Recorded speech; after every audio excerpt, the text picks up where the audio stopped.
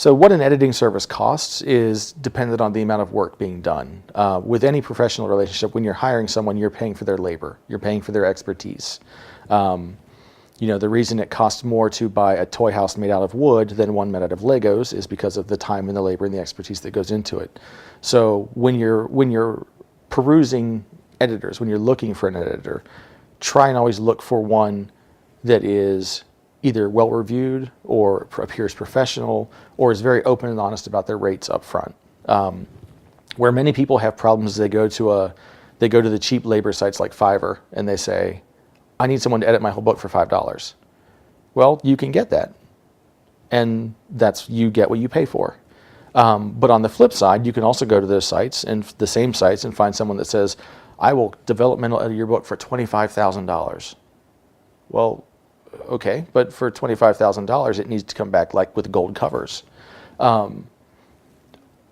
It's very easy to get, I don't want to say swindled, but it's very easy to make poor decisions when you order stuff, especially online.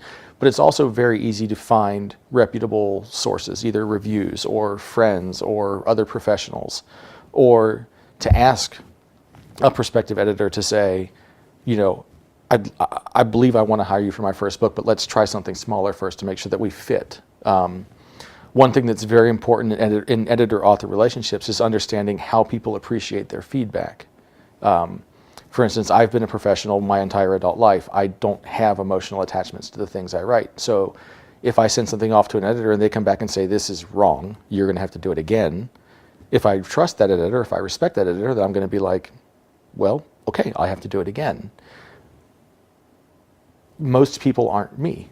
Most people are writing their first book. Most people are writing the book they've been thinking about their entire lives. It's their baby. It's their extra child. It's wonderful. Asking someone else if your child is attractive is a very dangerous question. So you have to be careful that you're setting expectations and that you're prepared, if you're asking for it, for honest feedback. And also that you're very careful that you don't over or underpay for it. A good editor, a good freelance editor, will have a contract. You'll sign an actual legal document. It will have terms. You should read them, and it will, like any legal contract, it will be designed to protect both of you.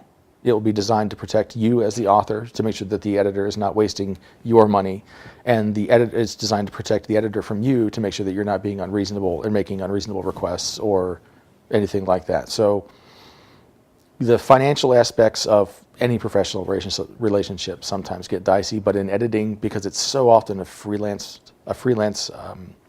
operation, you just have to pay a little more attention.